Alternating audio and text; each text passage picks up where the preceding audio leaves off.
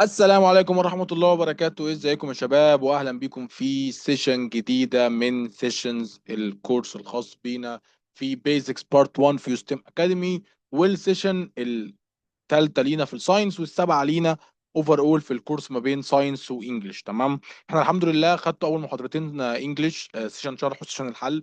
وبعد كده خدنا محاضرتين ساينس. بعد كده الاسبوع اللي فات خدته مع دكتور عبد المقصود سيشن 5 وسيشن 6 في الانجليش. والنهارده باذن الله هنكمل في سيشن 7 في الساينس، واللي هنبتدي بقى نتكلم فيها عن سكيلز اكتر وانواع الاسئله اللي ممكن تجي لنا، وعن ازاي نتعامل معاها. وهنتكلم النهارده بالتحديد على موضوع الجرافس، وازاي نقرا جرافس، وايه اهميه الجرافس اصلا، وهي مفيده في ايه، وليه بتيجي بتتكرر كتير في امتحانات، وليه اساس اصلا اليو ار تي ان انت تبقى فاهم يعني ايه جرافس وازاي تقرا جراف وهكذا. واحاول برضه افرق لك ما بين يعني ايه فيجر ويعني ايه جراف ويعني ايه تيبل، وكل واحد ايه الغرض بتاعه او ايه الهدف بتاعه وازاي بنتعامل مع كل واحد فيهم.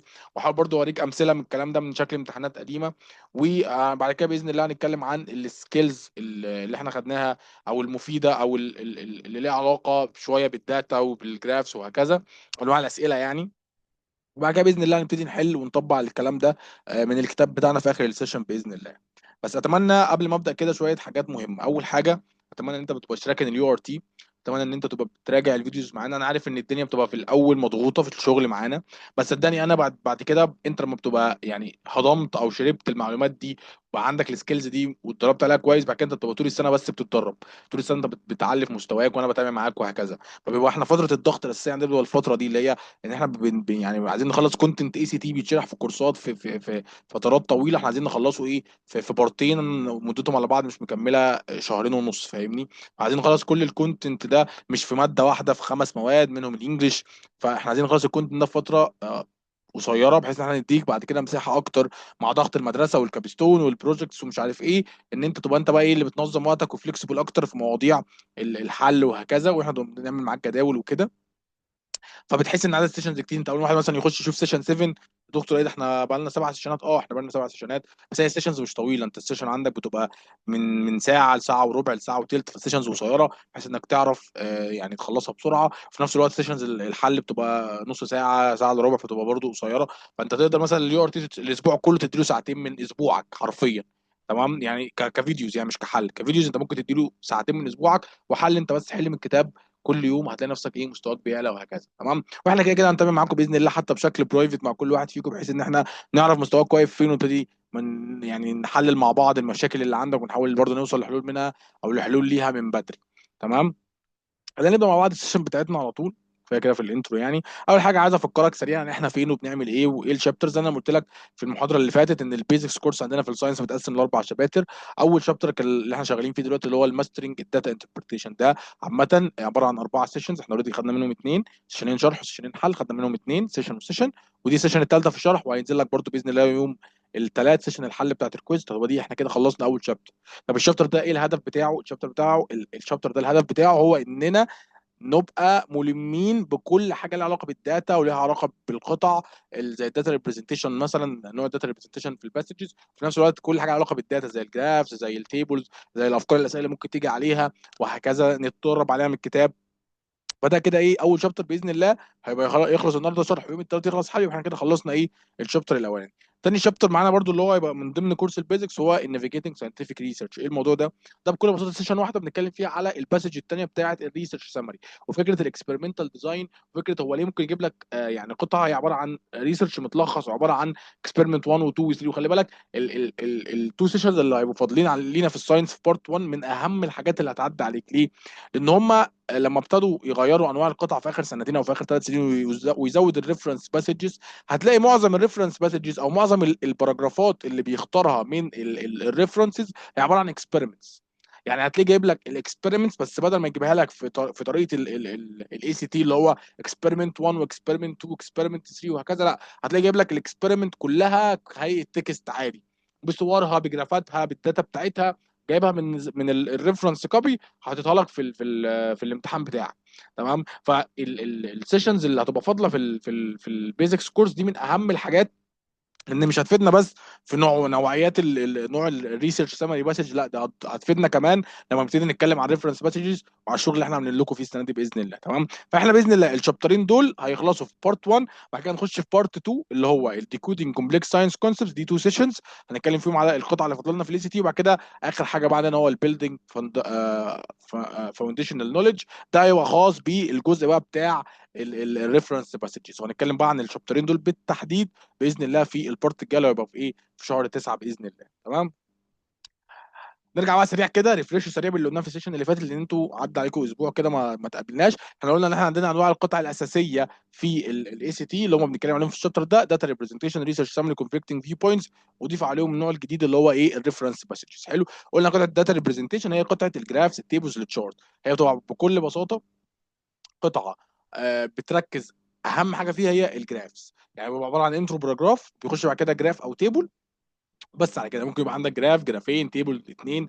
ف يعني بيختلف عدد الجرافس والتيبل على حسب القطعه، بس هو في الغالب بتبقى عباره عن باراجراف انترودكشن وبعدها جراف وتيبل او بعدها جراف وفيجر او ايا كان. تمام. قلنا ان الاسئله اهم حاجه فيها ان انت تعرف ازاي تحلل الجراف، ازاي تعرف الترند والريليشن شيب الموجوده في الفيجرز دوت. ازاي مثلا تعرف دي علاقه لينير او علاقه طرديه، علاقه عكسيه، مش عارف ايه. ازاي تعرف الريليشن شيبس دي، وازاي تعرف الترندات الموجوده في كل جراف. انت لو يعني لو قدرت توصل في ده في القطعه بسرعه، انت هتحل القطعه دي وتقفلها. بعد قلنا عندنا شويه نصائح مهمه. قلنا ان اهم حاجه في القطعه دي هي الفيجرز والجراف، هي الموست امبورتنت ذان التكست. التكست مش اهم حاجه، انت بتقرا الانترودكشن بس، زي ما قلنا ان انت تحاول تطلع بيه الكي او الكلمه المفتاحيه اللي هي ايه، القطعه دي بتتكلم عن ايه، او الفيجر اللي داخل اراضي عباره عن ايه. تمام. وقلنا ان انت لازم تركز اكتر على الاكسس، وهنتكلم على الاكسس بقى والفيجرز كلها ورايتها ازاي النهارده. وقلنا ان الكويشنز في الغالب مش بتسالك واي او هاو. يعني ايه يا دكتور واي او هاو؟ عشان بس انا ممكن مش فاهم الحته دي. واي او هاو يعني اللي هو الاسئله اللي معتمده على التكست نفسه، او ليه العالم عمل كده في التجربه دي، ليه مش عارف حصل كده، او ليه الريزلتس طلع كده. لا، هو في الغالب بتبقى الاسئله كلها قارني جراف بجراف، قول لي الترند ده ازاي، ايه العلاقه اللي في الجراف دي، ايه مش عارف كده. دي هتبقى معظم الاسئله بتجي لك بهذه الطريقه. تمام. واتكلمنا على زي ما احنا قلنا، احنا كل باسج باذن الله هنعمل لها زي ابروتش يخليك باذن الله تقفل الباسج. تمام. لو مشيت بالخطوات دي في اي باسج، يعني في كل باسج بالخطوات بتاعتها باذن الله تقفلها. اتكلمنا على الداتا ريبريزنتيشن السيشن اللي فاتت. قلنا ان انت اول حاجه ان انت بتقرا اول باراجراف او بتعدي بسرعه كده في التكست عشان تعرف الجنرال ايديا بتاعه القطعه، ودي في الغالب نعرفها من الانترودكشن. تمام. وبعد كده احنا بنبتدي نقرا الجرافس والتيبلز واي داتا موجوده، يعني بطريقه كيرفول قوي، بحيث ان احنا نوصل نعرف ثلاث حاجات: انك تعرف تايدنتيفاي وتهايلايت. يعني ايه؟ يعني انا عرفت الجراف بيتكلم على ايه، وهايلايت او علمت على الحاجات المهمه اللي في الجرافس. تمام. بعدها عرفت اطلع ايه الترند اللي موجود في الجراف، الريليشن شيب الموجوده، العلاقه الموجوده، الحاجه اللي بتتكرر في الجراف، الحاجه اللي ممكن يسالني عليها في الجراف. تمام. وبس دول الثلاث خطوات. ففور سامري انت بتاخد كويك لوك، بتجد الجنرال ايديا من بتاعت الجراف، بعد كده انت بتبتدي تحدد الترند، وبعد كده بتموف اون للكويتشن او بتروح للكويتشنز تشتغل عليها على طول. تمام. انا كل ده بقى براجع شباب اللي قلناه في السيشن اللي فاتت، لسه السيشن بتاعتنا هنخش فيها دلوقتي. تمام. دي شويه حاجات احنا خدناها مهمه قوي. خلي بالك يا شباب، الكونتنت اللي متحضر في الكورس بتاعنا الحمد لله يعني مش هتلاقيه في اي كورس تاني، او مش هتلاقيه في اي كتب تانيه، لان الكونتنت متحضر من كتب كتير قوي. تمام. يعني مثلا الجزء ده ممكن متحضر من كتاب فورزا، متحضر من كتاب فورزا لاف اوف زي سي تي. تمام. فده الكتاب الاشهر اللي معروف عنكم، بس هو كتاب يعني بيزك قوي. احنا هنخش بقى دلوقتي في السكيلز، هتلاقي فيه بقى معلومات كتيره جديده من كتب تانية انت ما خدتهاش. تمام. فاحنا اول حاجه قلناها هنا في السكيل دي اللي هو انت في الغالب السؤال انت ازاي بتكونكت الكويشن بالباسج. لان يا شباب لازم تعرفوا اليو ار تي دوت عباره عن ستراكشر، هو عباره عن ايه؟ باسج وعليها كويشنز. لازم تحط ده في دماغك، ما تدخلش بقى في اي حاجه. يعني ما تقولش يا دكتور وانا لو عندي تي او سي او انا مذاكر تي او سي حلو، مش مهم اقرا الباسج واخش على الاسئله. هقول لك بكل بساطه هتجيب في القطعه صفر، او بالكتير ممكن تحل سؤال. طب ليه يا دكتور؟ عشان هو الامتحان عباره عن باسج وعليها كويشنز، قطعه وعليها اسئله. اه ممكن التي او سي لو انت كويس فيه او مذاكر مثلا فيزياء حلو، مذاكر كيمستري حلو، هتعرف تفهم القطعه بسهوله اكتر، والمصطلحات هتبقى بالنسبه لك اسهل. لكن ده مش هيساعدك انك تحل الاسئله كلها صح من غير ما تقرا الباسج. تمام. فالاهم بقى من ان انت بعد ما تعرف ان الاستراكشر باسج والكويشن، انك تعرف ازاي تكونكت الاثنين ببعض. يعني ايه يا دكتور اكونكت الاثنين ببعض؟ يعني انت دايما الكويشن هيبقى عايزك تشاور له او تجيب له اجابه معينه او حته معينه في الباسج. انت لما بتوصل انك تحط ايدك على الجزئيه دي في الباسج، خلاص. يعني انا السؤال دوت مثلا هيطلعني عشان ابص على فيجر 1 على حاجه في لاين 1 على نقطه معينه مثلا من يوم الثاني لليوم الرابع، خلاص انا معايا كل الداتا دي، لو طلعت طبقتها في الباسج عرفت الاجابه. بس طب يا دكتور، هو الكلام ده موجود في الاي سي تي، بس موجود في الريفرنس؟ والله العظيم موجود في الريفرنس. نفس الكلام ده موجود في الريفرنس يا شباب. القطع كلها، الفكره كلها، فكره الاستراكشر دي واحده ايا كان نوع القطعه ايه. عباره عن باسج عليها كويشنز، والكويشنز مربوطه بالباسج في كلمات مفتاحيه. انت لو عرفت تربط الثلاث حاجات دول ببعض شكرا. الباسج بالقطعه، او الباسج اسف بالسؤال بالكلمه المفتاحيه اللي بتربط الاثنين ببعض شكرا. فانت دايما في السؤال هتلاقيه بيقول لك وير ام اي لوكينج. انا ببص فين؟ ببص على ايه؟ هل ببص على فيجرز؟ هل ببص على القطعه كلها؟ فبتلاقي عندك مصطلحات كتير بقى. لو هتلاقي لك في السؤال بيزد اون فيجر 1 فيجر 2 تيبل 1 مش عارف ايه، فانت في الغالب هتروح تبص على طول على الفيجر بتاعك. تمام. لو قال لك بيزد اون ذا ريزلت اوف ذا ستادي، فانت تروح تبص على الداتا اللي ليها علاقه بالستادي معينه. يعني قال لك مثلا بيزد اون ذا ريزلت اوف ستادي 1، هتروح تبص على الداتا بتاعت ستادي 1 وهكذا. قال لك بيزد اون ذا ستادي، فانت في الغالب هتروح تتفرج على التكست، هتلاقي الاجابه في التكست اللي هو مثلا تولز بروسيجرز. هتلاقي مثلا حاجه في التكست معينه اختلفت. لو قال لك بقى according to the information provided، فهو او according to the passage او based on the passage، في الغالب هو اللوكيتور بتاعك على الباسج كلها. في الغالب ما بيقول لك كده، احنا في الغالب ما بنرجعش للقطعه. يعني انت بتقرا القطعه كلها، فهو لو جالك سؤال قال لك based on the passage، ففي الغالب انت اوريدي بتبقى قاري القطعه، فهو بيبقى عايز يعني يسالك سؤال زي ايه، يتاكد بس انك قاري القطعه كلها، يتاكد انك رابط اول باراجراف باخر باراجراف وهكذا. فانت في الغالب مش هتلاقي الاجابه بالنص في القطعه، بس هتلاقي الاجابه لو انت قاري القطعه وفاهمها هتلاقي انك تعرف تحل السؤال على طول. وده من نوعيه الاسئله اللي بتبقى منها سؤال الانفرنس كويشنز، ده هنتكلم عليه باذن الله قدام. من اهم الاسئله ومن اصعبها اللي بيجي في ايه، امتحانات اليو ار تي. حلو. قلنا تاني حاجه وات ام لوكينج فور. يعني انا دلوقتي عرفت ان انا هطلع بص مثلا على باراجراف 1 او على فيجر 1، هبص على ايه بقى؟ هل هبص على يونتس؟ هبص على ترمينولوجي معينه مثلا ال بي اتش، ال تمبريتشر، ال ديتكتور، ال ديبوزيت، ايا كان بقى اللي هو الفريز المعين اللي هو او قايله لي في السؤال اللي يخليني اطلع ابص عليه. هل هطلع ابص على اكس واكس اكسس وواي اكسس في الجراف بتاعي وهكذا. كل ده برده هو بيبقى قايله لي. وفي معلومه مهمه قوي هنا، هو ممكن تبقى الاجابه في الانسر تشويس. يعني ايه يا دكتور؟ يعني في سؤال اسمه الانفرنس كويشن يا شباب. سؤال الانفرنس كويشن ده انا مش بطلع للقطعه اصلا، بس هي السؤال معتمد على القطعه، بس انا مش بطلع للقطعه. يعني ايه يا دكتور برضو؟ يعني هو انا ببقى قاري القطعه كلها وفاهم القطعه دي كويس قوي، فبالتالي السؤال بيبقى معتمد على القطعه كلها. يعني سؤال رابط القطعه كلها ببعض، فبتبقى الاجابات بس ان انا استبعد الاجابات الغلط والاقي الاجابه الصح اختارها. هي بيبقى ثلاث اجابات غلط واجابه صح، انا بستبعد الاجابات الغلط. مجرد بس لقيت الاجابات، لا الاجابه دي مش متناسقه مع القطعه، دي مش متناسقه، دي مش متناسقه، يبقى الاجابه دي اللي صح مثلا.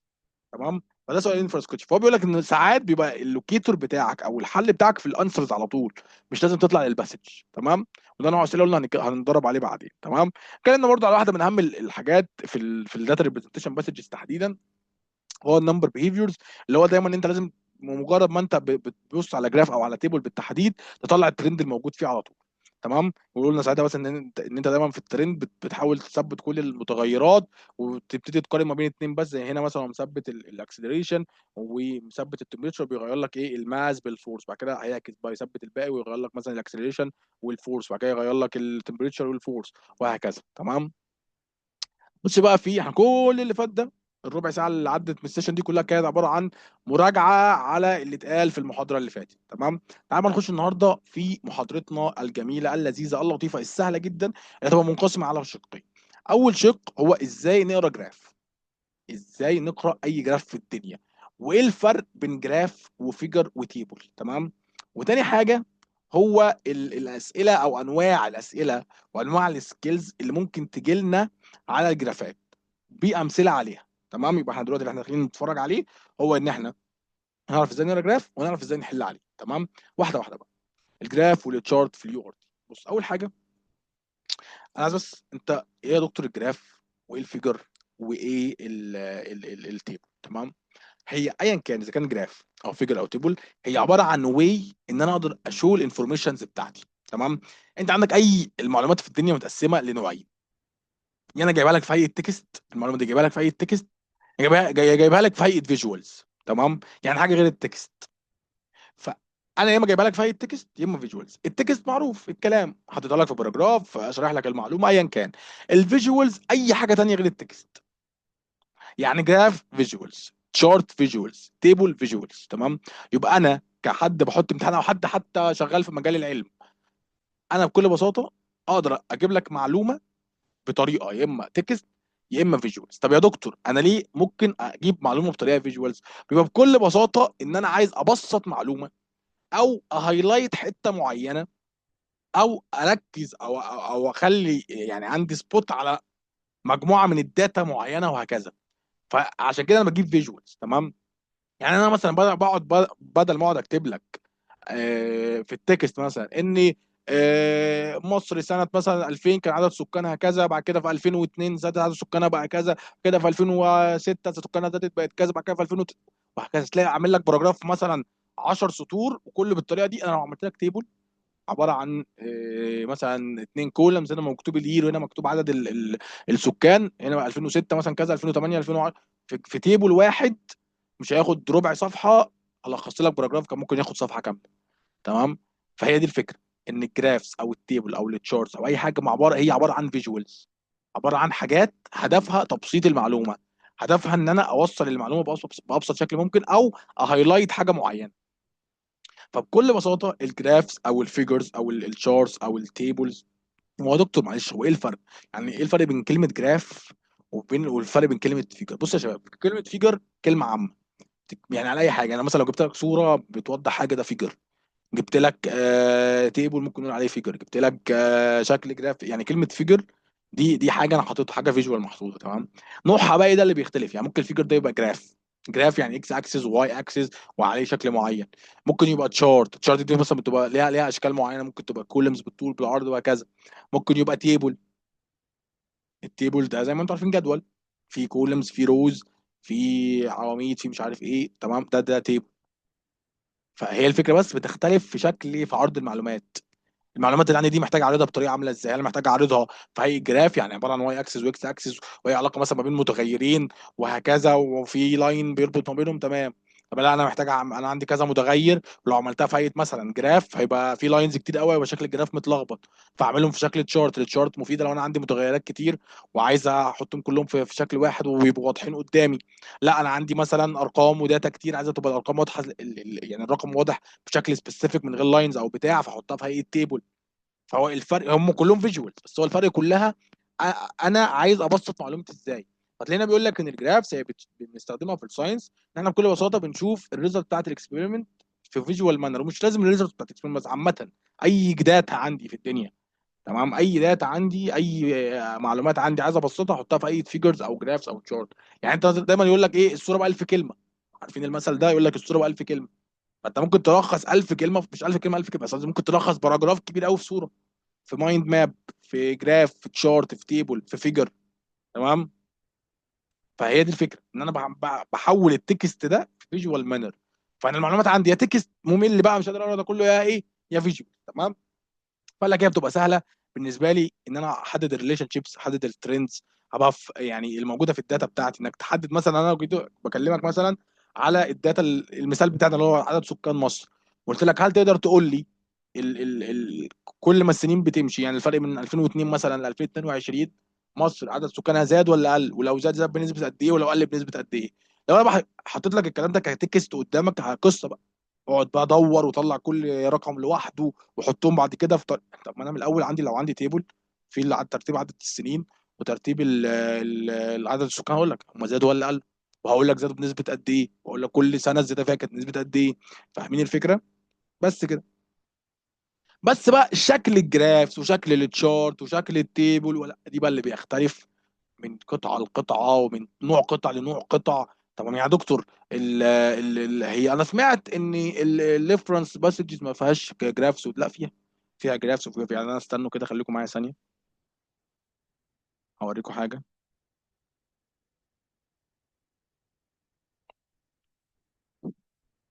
ده مثلا، استنوا بس اتاكد ان هو واضح عندكم.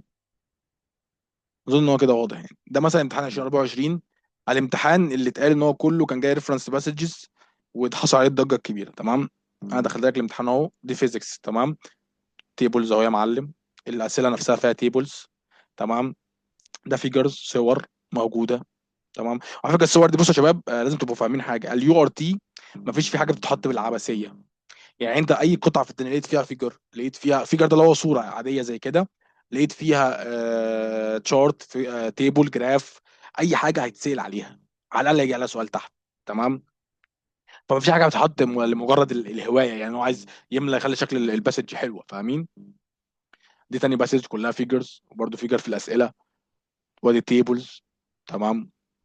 تالت باسجز فيها تبقى تيبل، وادي فيجر بيشرح حاجه معينه، بيشرح اكسبيرمنت معينه، ادي جراف اكس اكسس واي اكسس ولاينز وريليشن شيب وقصه. تمام. بس هي مش واضحه قوي هنا لان الصوره دي متاخده تصوير يعني. تعال مثلا نخش على الكيمستري. دي الكيمستري ادي اول حاجه، ادي جراف اكس اكسس واي اكسس، في لاينز، في جوه كيز وفي حاجات.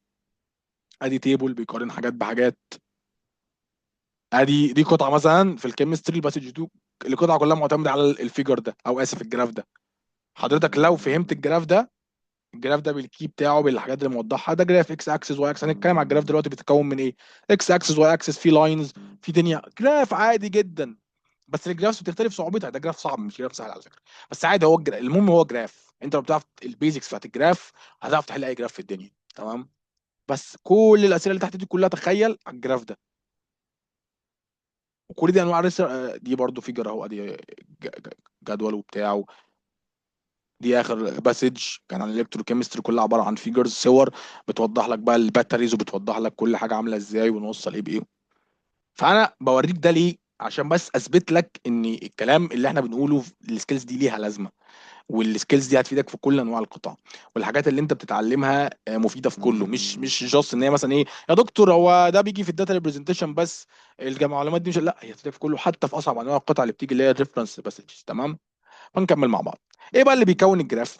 اول حاجه بتكون جراف عندك التايتل او الديسكربشن. يعني ايه؟ بص انت ما ينفعش تخش جراف قبل ما تعرف الجراف ده عن ايه. يعني لو دلوقتي مثلا جبت لك جراف وفي اكس اكسس معينه وفي واي اكسس معينه، برضو انت مش هتفهم ايه الغرض او ايه الهدف من هذه المعلومات. فانت عشان كده حد يعني في ابروتش معروف في اليو ار تي في الحل. طلبه كتير قوي بتحب تعمله، يا دكتور انا هنزل على اسئله على طول، او يا دكتور انا مش هقرا اي تكست، انا هبص على الجراف فين واشوف الجراف واتنطط فيه. ماشي، هي دي طريقه حلوه وجميله. اول حاجه طريقه الحل الاسئله على طول ده انا ضدها. ليه؟ لان زي ما قلت لك انت اللي عباره عن الخطه عباره عن باسج وكويشنز وكيز او كلمات مفتاحيه بتربط الاثنين ببعض. حلو. والترتيب المنطقي ايه؟ باسج، كويشنز. وهتجيب انت هتبقى بتهايلايت كلمات مفتاحيه معينه في الباسجز، هتنزل تلاقيها في الكويشنز فتربط الاثنين ببعض. فانت ما ينفعش تتعدى ده. تمام. ده غير ان انت اصلا في اسئله كتير معتمده بشكل يعني مباشر على القطع، حاجات معينه في القطعه. فانت فكره ان انت مش قاري القطع، فانت مش عارف الحاجات دي اماكنها فين، مش عارف الحاجات دي في باراجراف 1 2 3 اكسبيرمنت 1 2 3. فانت بتلاقي نفسك سايح في البث. فبتلاقي نفسك كده مثلا تقرا الباسج مره واحده بتركيز بسرعه وتبقى عارف تحل كل الاسئله، لا تلاقي نفسك كل سؤال بيجبرك تطلع تقرا نص الباسج، والسؤال بعد يطلع يجبرك تقرا نص الباسج الثاني، وبعد كده تطلع تقرا ربع باسج، بعد كده فتلاقي نفسك الباسج قريتها ثلاث اربع مرات كذا مره بسبب الاسئله. تمام. فدي اول حاجه. تاني حاجه بالنسبه لموضوع يا دكتور طب خلاص انا هقرا الباسجز بس انا هنزل على الجرافس على طول. تمام. هي دي حاجه حلوه، بس لو انت بتجيلك جراف سيمبل. يعني ايه جراف سيمبل؟ يعني انت مثلا جراف اكس اكسس معين واي اكسس معين، لاين واحد، لا في كي لا في كذا لاين لا في اي حاجه معقده في الجراف، فسهل جدا ان انا اعرف الجراف ده بيتكلم عن ايه. بس هو انت الحقيقه غير كده تماما. الحقيقه ان زي ما انا قلت لك مثلا دلوقتي في الامتحان، جراف بيجي لك الى حد ما جراف معقد سنه، لان انت من سنه امتحان ثانويه عامه، انت مش امتحان بتتدرب في البيت، فده امتحان ثانويه عامه. بيجي لك الجراف معقد سنه، فالجراف نفسه بيبقى يعني مشروح فيه حاجات في التكست.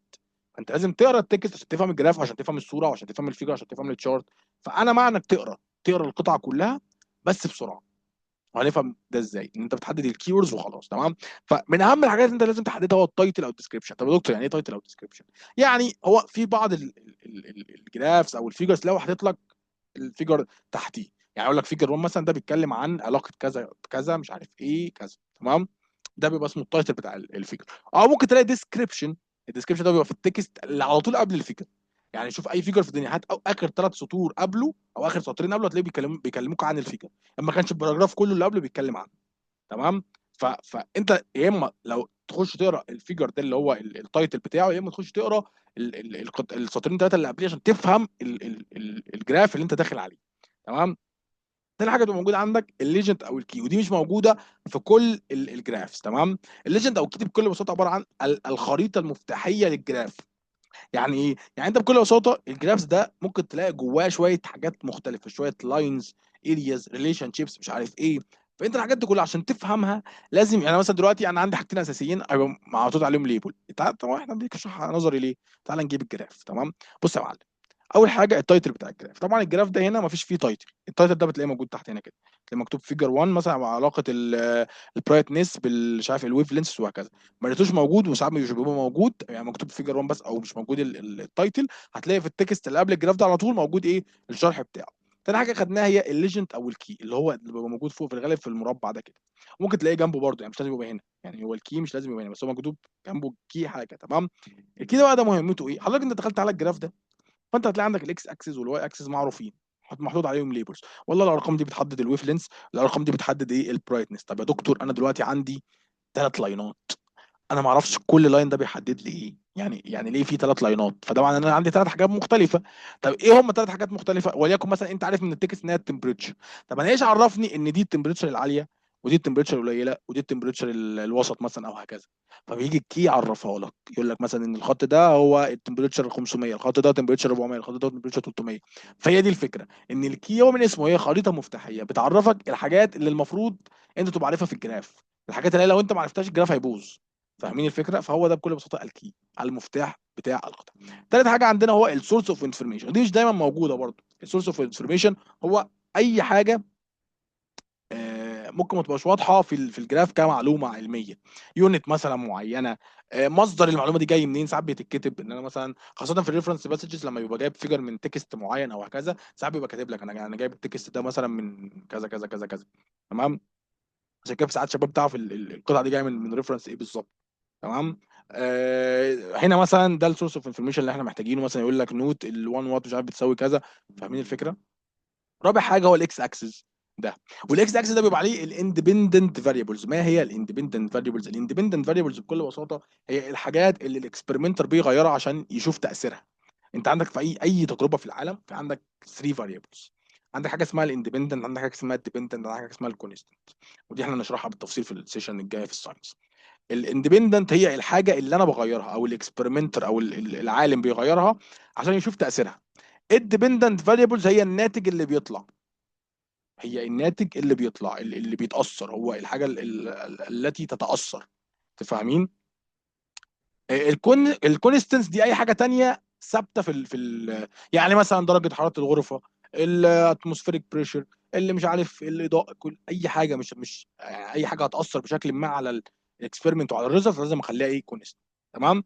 فانا عندي اكس اكسس دي فيها الاندبندنت فاريبل، دي اللي انا بغير بقى الويف لينث هنا بتاعت الضوء. تمام. اللي عايز اشوف تاثيره ده اشوف البرايتنس مثلا. تمام. فده الواي اكسس، ده هنا الايه؟ الديبندنت فاريبل. تمام. فانا بغير هنا عشان اشوف ده تاثيره على الواي اكسس عامل ازاي. تمام. واخر حاجه عندنا خالص وهي الليبلز اند اليونتس، والليبلز اللي هي الحاجات دي بكل بساطه يا شباب، اللي هو يقول لك هنا ده الويف لينس، ده البرايتنس، هنا مثلا لو عايز يقول لك نقطه معينه دي الماكسيمم مش عارف ايه وهكذا. تمام. دي الليبلز اللي على الجراف. يبقى تلخيصا تاني الجراف مكون من ايه؟ من تايتل او ديسكريبشن، رقم 2 الكي، رقم 3 سورس المعلومات او اي معلومه اضافيه، رقم 4 اكس اكسس، واي اكسس، وخامس حاجه واخر حاجه وهي الليبلز. تمام. فاي جراف في الدنيا، اي جراف مهما كانت صعوبته، مهما كان انتجريتد، مهما كان في لاينز كتير، مهما كان في متغيرات كتير، مهما كان اي حاجه، هو مكون من ال6 حاجات الاساسيه دول. واهم حاجه من الاخر فيهم عشان انت ما تقعدش تحفظهم يعني، اهم حاجه 3 حاجات: الاكس اكسس، الواي اكسس، الكي. وتبص طالع الريليشن شيب. شكرا. كده انا في التمام، كده انا خلصت اللي عليا. تمام. يبقى احنا تاني تلخيص سريع بسرعه، احنا قلنا ايه؟ احنا دلوقتي بنتكلم على جرافس وانواعها. جرافس اللي هي جزء من الفيجرز، الفيجرز كلها على بعض اللي هي جرافس، شارت، تيبلز وهكذا، اللي هم كلهم بيندرجوا تحت حاجه اسمها الفيجوالز. تمام. واللي احنا هنتكلم عليه النهارده بالتحديد هو الجرافس. وقلنا الجرافس مكونه من 6 حاجات: تايتل او ديسكريبشن موجود في التكست او موجود في تحت الجراف، الكي اللي بيعرفني الخريطه المفتاحيه بتاعت الفيجر، بتعرفني اي حاجه موجوده في الفيجر اضافيه غير الليبلز.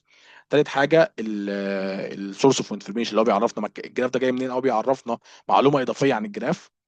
رابع حاجه الاكس اكسس اللي بتبقى عباره عن الاندبندنت فاريبلز اللي الراجل بيغيرها عشان يشوف تاثيرها. خامس حاجه الواي اكسس اللي فيها الديبندنت فاريبلز اللي بتتاثر او النتيجه اللي انا عايز احسبها. سادس حاجه الليبلز اللي هي المعلومات اللي بتبقى موجوده على الواي اكسس والاكس اكسس وهكذا، اللي بتعرفني الارقام دي عباره عن ايه. دلوقتي هنخش في تاني جزء من جزء الشرح، هو انواع الاسئله. يعني انواع مش اليو ار تي عموما، انواع الاسئله الخاصه بالجرافات. تمام.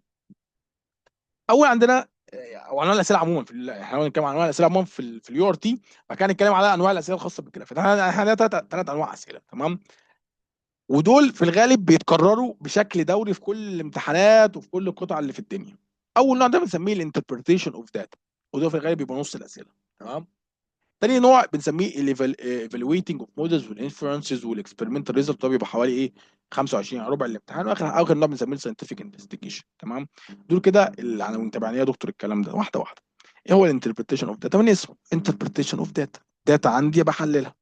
طب احللها ازاي؟ ان انا اشوف هي موجوده في تيبلز، موجوده في جراف، موجوده في دايجرامز، اعرف الترند اللي في الداتا، اعرف اترجم ارقام معينه عندي الجرافس او هكذا، اترجم ارقام في تيبل لجراف وهكذا. تمام. ده الانتربريتيشن اوف داتا. طب يا دكتور، هل ده بيجي 50% في كل الامتحانات؟ تقريبا. ان انت ما فيش امتحان يو ار تي مهما كان نوع القطع، ريسيرش، داتا ريبريزنتيشن، ريسيرش سمري، حتى ريفرنس باسجز، ما فيهوش فيجرز. وهنا الانتربريتيشن اوف داتا مش لازم يكون الداتا دي ارقام على فكره، يعني مش لازم تبقى ارقام. تمام. عادي ممكن يبقى فيجر قدامك، ممكن يبقى رسمه بتوضح حاجه، ممكن يبقى شرح الكونسبت معين في فيجوال معين، ممكن تبقى باتري في الالكتروكيمستري. انت بتحلل الجراف، بتحلل الفيجر، بتشوف هيسالك عليه ازاي، هتتحلله ازاي. تمام. فده نص يعني انت اي قطعه فيها يا شباب صور او داتا او جرافس او تشارتس، 100% نص الامتحان على الصور دي، نص الامتحان على الفيجرز، نص الاسئله وراهنك. انا ممكن دلوقتي اجيب لك امتحان دلوقتي، اي امتحان، خش اي قطعه راندملي كده. يعني انا افتح معاكم دلوقتي الامتحان اللي احنا كنا فاتحينه. تمام. هناخد اي قطعه راندم يعني مثلا. بص، هناخد القطعه دي. تمام. انت عندك ادي فيجر، ادي اثنين، ادي ثلاثه، عندك ثلاثه فيجرز. تمام. تعال بص على الاسئله. انت عندك كام سؤال؟ عندك حوالي قول ست اسئله. تمام. بص اول سؤال ايه؟ according to figure 1 the equation 1. ادي اول سؤال على فيجر 1. تمام. ده كده سؤال.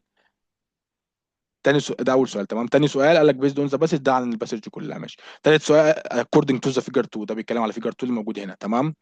تالت سؤال فين اهو. تمام. ده بيتكلم عن القطع. رابع سؤال بيتكلم على البيزد اون فيجر 2. يعني دول حوالي ست اسئله، منهم ثلاث اسئله هم بناء على الفيجر. ادي سؤال، ادي اثنين، ادي ثلاثه. تمام. هم ست اسئله، يعني نص الاسئله. تمام. فاظن الموضوع ما فيش، انا والله العظيم يا شباب دي بجد انا مش محضرها.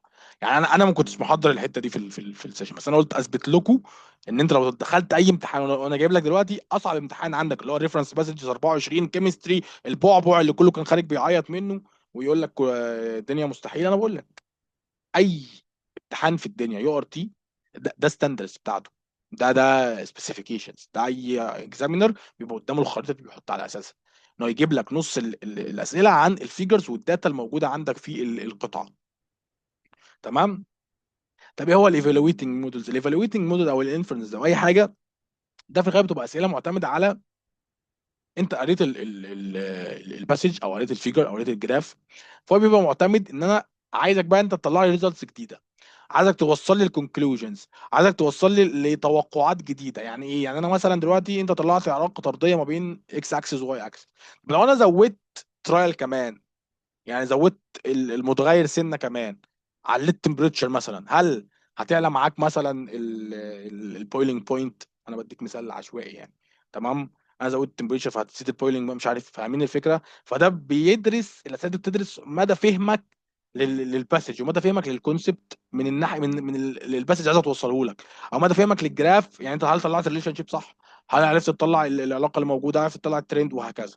تمام. ممكن برضو يسالك على يعني شرح لساينتفك فينومينا. وعلى فكره الاسئله دي تلاقيها موجوده قوي لو جبنا سبورتنج بنيو فايندنجز، هو موجوده قوي في حاجه في قطعتين، في الريسيرش سامري وفي الكونفليكتنج في بوينتس. يعني ايه قطع الريسيرش سامري او الكونفليكتنج في بوينتس؟ فيهم ميزه ان هم بيبقوا معتمدين ان كل عالم او كل اكزامينر او كل اكسبيرمنتر او يعني اي حد هيعمل تجربه او هيحط حاجه او هيعمل حاجه علميه يعني، او هيفسر ظاهره، بيبقى عنده اسبابه وعنده الحاجات اللي بتسبورت رايه. تمام.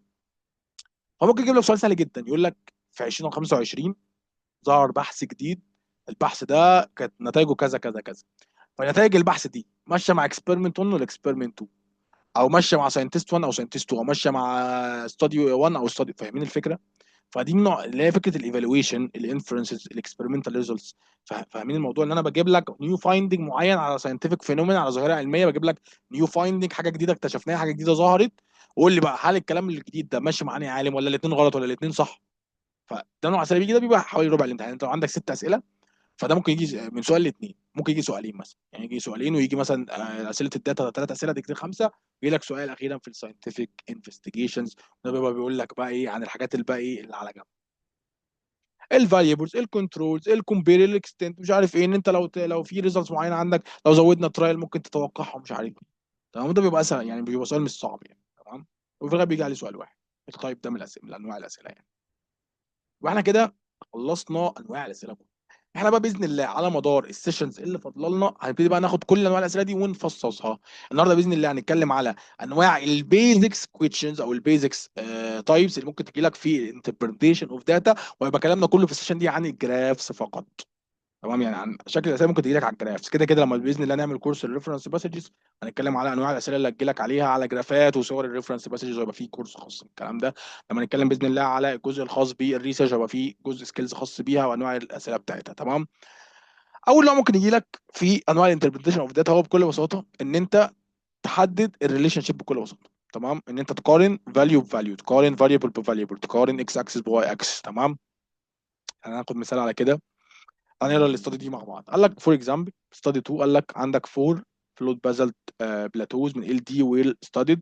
قال لك الفلوت بازلت بلاتو ده زي اماكن بيبقى فيها لافا، بتطلع منها لافا وهكذا. تمام، قال لك ذا لافا فوليوم، كميه اللافا قال لك ان كيوبيك كيلومترز في بالكيلومترز مكعب يعني. قال لك was estimated for each plateau from the area of the plateau and the average thickness of the lava. بيقول لك نبتدي نحسب حجم اللافا بتاعتها بالكيلومتر مربع من مكان البلاتو دوت او في الاريا بتاعت البلاتو ده، نحسب كمان الافريج سيكنس بتاع اللافا ده، السيكنس او السمك بتاع اللافا.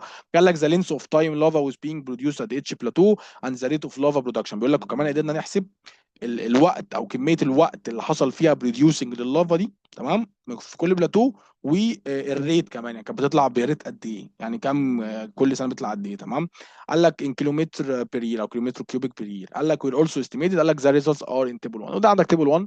تمام، التيبل بص يا شباب، التيبل حاجه سهله موت يعني. التيبل عباره عن روز وكولمز، عواميد ومش عارف ايه، روز اللي هي الحاجات اللي بالعرض يعني. تمام، فانت عندك تيبل 1 ده عباره عن كام كونه؟ ادي 1 2 3 4 5. ده فيه ايه؟ في شويه حاجات. اول حاجه ده البلاتو انواعهم، عندك اي بي سي دي. بعد كده كل بلاتو جايب لك الايدج بتاعه قد ايه، بعد كده جايب لك اللافا اللي بتطلع منه في الفوليوم، بعد كده جايب لك اللينس بتاعه، بعد كده جايب لك الريت اوف لافا اللي بيحصل لها برودكشن، وهكذا. تمام، انت زي ما قلت لك ان انت اهم حاجه عندك تطلع ريليشن شيب. هنا في ريليشن شيب، هنا انت ممكن تطلع هنا الموضوع الاكبر والاصغر يعني. انت مثلا هتلاقي بص عندك هتلاقي ان دي هو اكتر حاجه بتطلع لنا لافا فوليوم. تمام، هو بسبب ان هو اكتر واحد بقى له سنين، بقى له 192 سنه. تمام، وبالتالي هو عنده اعلى تايم للبرودكشن وعنده اعلى ريت وهكذا. تمام، طبعا شوف السؤال. قال لك according to study 2، قال لك which of the following statements best describes the relationship. قال لك if any، لو في اصلا، قال لك between the age of the flow. ركز بقى عشان هو يقول لك هتبص على ايه. قال لك between، هو اول حاجه قال لك هتبص فين؟ هتبص على study 2. هتبص على ايه بقى؟ او ايه الاجابه اللي انت بتدور عليها؟ قال لك قول لي هل في علاقه ما بين الايدج اوف ذا فلويد بازلت، يعني الايدج ده، واللينس اوف تايم لافا ووز بروديوسد، اللي هو يعني هل كل ما زاد اللينس زادت اللافا، او كل ما زاد اللينس كل ما زاد الزمن او العمر زاد اللينس اوف تايم اللي اللافا يحصل له بروديوسنج، ولا قل، ولا النظام كان عامل ازاي؟ تعال نبص. انت هتلاقي هنا يعني هو من الاخر عايز يقارن لك ما بين الكولم ده والكولم ده، فبيقول لك طلع لي ريليشن شيب. ده اسهل نوع سؤال ممكن يجي لك. لو سؤال دايركت هيجي لك مجموعه من الداتا، حاجتين في تيبل، حاجتين في تشارت، حاجتين في جراف، يقول لك قارن لي ما بينهم. تمام، طلع لي لو في ريليشن شيب. هنيجي نبص مع بعض. هتلاقي عندك هنا الايدج 60 67 مش عارف ايه، هنا الايدج بيزيد. تمام، ما بين بلوتو ايه لبلوتو دي الايدج بيزيد. طب هل اللينس بيزيد؟ انت هتيجي تبص عند الايدج هنا، هتلاقي والله كان 60 زاد، 67 هنا قل من 1.6 بقى 1.3، من 67 ل 135 بقى من 1.3 ل 1.2 قل. يعني انت هتيجي تقول يا دكتور دي علاقه ايه؟ عكسيه، كل ما الايدج بيزيد كل ما اللينس بيقل. طب تيجي تبص من 135 ل 192، ادي كده الايه؟ الايدج زاد. هتلاقي من 1.2 ل 1.7، يعني زاد، يعني هو كان بيقل بعد كده زاد. فانت دلوقتي عندك اجابه من اثنين. هتلاقي اجابه بتقول لك والله هي كان ديكريزنج بعد كده بقى انكريزنج، دي اجابه صحيحه. او يجي سؤال يقول لك، او تيجي اجابه قصدي تقول لك ان ايه مفيش ولا ايه، مفيش اصلا علاقه ما بينهم، او مفيش علاقه ظاهره لي اذا كان دايركت او اندايركت. تمام، فلما تيجي تبص هتلاقي الاجابه عندك الاجابه جي، اللي هو there is no apparent relationship between the age of plateau and the length of time lava was produced. ليه؟ لان انت هتلاقي الاجابات كلها التاني بيقول لك كل ما البلاتو بينكريز كل ما اللينس بينكريز. طب دي اجابه غلط غلط. كل ما البلاتو بينكريز كل ما اللينس بيديكريز. هي دي كانت صحيحه في اول اي بي سي دي او اي بي سي بس، في دي ما كانتش صحيحه، فبرضه جي غلط. اتش قالك as the age of the plateau increase the length of time lava was produced increases and then decreases. تمام، والله استنوا، السؤال ده الاجابه دي تنفع. قال لك ذا ايدج اوف بلاتو انكريز، كل ما الايدج بتاع البلاتو بينكريز. قال لك ذا لينس اوف ذا لوب، بس هنا مش هتنفع لان هو بيقول لك was produced increases and then decreases. يعني هو بيقول لك الاول اللينس زاد بعد كده قل، بس هي العكس. يعني لو كانت الاجابه دي بتقول لك as the edge of the plateau increase the length of the time lava was produced decreases and then increases، كانت بقت صح. لانه ده اللي حصل، هو الاول حصل له decreasing من 1.6 ل 1.3، بعد كده حصل له انكريزنج من 1.2 ب 1.7. فالاجابه اتش برضه غلط، فتبقى الاجابه عندنا الوحيده اللي تنفع هي الاجابه جي. تمام، ده كده ايه اول نوع، ده نوع سهل اللي هو ايه سؤال مباشر، يقول لك هات لك شويه داتا من هنا في جراف او تيبل، ويقول لك قول لي الريليشن شيب اللي ما بينهم. تمام. تاني حاجه بقى ممكن يقول لك ايه، طلع لي الهايست او اللويست فاليو. تمام، يعني مثلا يجيب لك تيبل زي كده وتلاقي السؤال بكل بساطه يقول لك the highest weekly average air temperature recorded during the first 6 weeks of study was ايه. يعني دول اول 6 اسابيع عندي بيحسبوا الافريج اير تمبريتشر. عندك سيكشن 1 سيكشن 2 سيكشن 3. عايز الاعلى عامه في الجراف كله، ممكن يقول لك عايز الاعلى في سيكشن 1 بس، عايز الاعلى في سيكشن 2، عايز الاعلى في سيكشن 3. هنا عايز الاعلى في الجراف كله during الاول 6 اسابيع. هتبص هنا هتلاقي على حاجه عندك ولا هي 21.13، لا الاجابه بي. في سؤال عارف دلوقتي هيجي لي يا دكتور، يقول لي يا دكتور هو ده مستوى الامتحان؟ يا حبيبي ده يعني ده مش مستوى الامتحان، ده بيزكس. ده انت بتاخد انواع الاسئله اللي ممكن السؤال ده يجي امتحان، ممكن السؤال يجي زي كده في الامتحان، بس هتلاقي الداتا اللي جايه لك مش بالطريقه دي. يعني مش هتبقى صعوبه في السؤال ممكن يجي لك، يعني نوع طريقه السؤال هتجي لك هي، لكن التيبل اللي هيجي لك مش هيجي لك بهذه السهوله. ممكن يبقى جراف، ممكن يبقى تشارت، مش هتبقى بهذه السهوله. فاهمين الفكره؟ انا بتكلم هنا في انواع اسئله، بيزكس اسئله، انواع اسئله بتتكرر. مش لازم يجيب لك نفس التيبل ده او سهوله التيبل او سهوله الجراف، لانه يا شباب صعوبه اسئله الجرافات هي مش بصعوبه السؤال، هي بصعوبه الجراف. يعني ايه يا دكتور؟ يعني لو انا عندي جراف صعب، او جراف انا مش فاهمه، او تيبل انا مش فاهمه، او فيجر او تشارت او صوره مش فاهمها، لما يجي عليها سؤال مش عارف احله مهما كان. لو السؤال ده لو سهل ميه مش عارف احله، ولو جه على سؤال صعب بس انا فاهم الجراف اعرف احله. فاهمين الفكره؟ فهو مش فكره ان انا بديك اكزامبل سهل عشان تفهم بس ايه معايا النوع السؤال اللي ممكن يجي لك. تالت نوع سؤال اللي هو سؤال يقول لك ايه، قارني بقى. قال لك كومبير داتا فروم تو اور مور داتا. ده مهم قوي قوي قوي قوي قوي. يعني السؤال ده بيتكرر. ده سؤال بنسميه، كان موجود في كتاب فور ذا لاف اوف ذا سيتي، بيسموه كده هم الكومن بريدج ميثود، الكوبري من الاخر، الكوبري المشترك. وانا بحب بصراحه المسمى ده لانه بيثبت في الدماغ كده. هو فكره السؤال ده بكل بساطه ان انت يكون عندك كذا جراف او كذا تيبل موجود في او جراف وتيبل موجود في الباسيج في ستادي 1 وستادي 2 مثلا اي حاجه. بيبقى هو عايزك تاخد معلومه من الفيجر 1 ده، معلومه وتروح جاي مطبقها في فيجر 2، او تقارن له معلومه من فيجر 1 بفيجر 2. فيجر 1 ده ممكن يبقى اي حاجه، وفيجر 2 ده ممكن يبقى اي حاجه، ممكن يبقى تيبل وجراف، جراف وتيبل، تيبل وتيبل، جراف وجراف، شارت وتيبل، شارت وجراف وكده، اي حاجه. اي حاجه، اي نوع فيجر، صوره وجراف، صوره وتيبل، قانون وجراف في صوره، اي حاجه. فاهمين الفكره؟ فده فكره الكوبري. انت بتعمل كوبري، انت بتجيب معلومه من هنا تقارنها بمعلومه ثانيه، او بتربط معلومه من هنا تربطها بمعلومه ايه في فيجر ثاني. طب تعالى ناخد مثال، نقرا الباسج دي مع بعض سريعا ونشوف بيقول لنا ايه. قال لك the following experiments were performed to investigate the effects of adding various solutes. قال لك substances that are dissolved in a solution. قال لك انا عندي مجموعه من التجارب بنعملها عشان نبحث في الايفكت بتاع ان انا هحط سوليوتس معينه. السوليوتس دي اللي هي الحاجه اللي بتدوب في الس... في ال... في ال... بتديزولف في السوليوشن. قال لك في كميات مختلفه. قال لك on the boiling points and the freezing points of H2O solutions. قال لك البيور H2O بتفريز at 0 point and بتغلي في 100 at standard atmosphere. يعني يا دكتور الكلام ده من الاخر يعني دي introduction. قلت لك ان انا هعمل تجربه بسيطه جدا. انا عندي الميه عارف ان هي بتتجمد في درجه حراره 0 وبتغلي في درجه حراره 100. فانا هجيب الميه دي وابتدي احط عليها شويه سوليوس تانية، ادوب بقى فيها ملح، ادوب فيها سكر، وابتدي ايه اسخنها وابتدي ايه اجمدها، اشوف هتتجمد في درجه حراره كام، هتتجمد في نفس درجه الحراره ولا هتقل، ولا هتغلي في نفس درجه الحراره ولا هتزيد، وهكذا. تمام، ده كده ايه القطعه. قال لك اكسبيرمنت، قال لك a student dissolved 0.01 مول اوف صوديوم كلورايد. بيقول لك ان الطالب دوب 0.0 مول اوف صوديوم كلورايد NaCl في 100 جرام اوف H2O. تمام. قال لك اتش مول بروديوس 2 مولز اوف سوليوتس اللي هو 1 مول اوف صوديوم اند 1 مول اوف كلورايد ايون. تمام. هو دوب 0.01 مول في الصوديوم كلورايد. الصوديوم كلورايد لما يدوب في الميه بيديك 2 مولز، بيديك واحد للصوديوم ايون وواحد للايه للكلورايد ايون. تمام.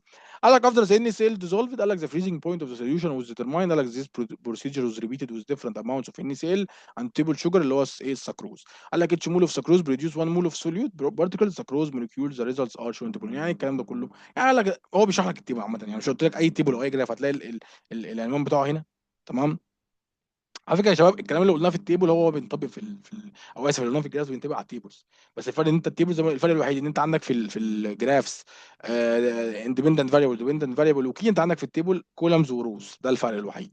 هتلاقي عندك نوت، هتلاقي عندك اسم التيبل فوق موجود، طب هتلاقي عندك الليبل زي موجوده، كل كولم ده بيعبر عن ايه وهكذا. تمام فاهمين الفكره؟ يعني هو نفس الكلام اللي قلناه في الجرافس هو اللي في التيبلز، الفرق بس ان الجرافس فيها يعني اكس اكسس واي اكسس، هنا في كولمز وروز. تمام بس كده.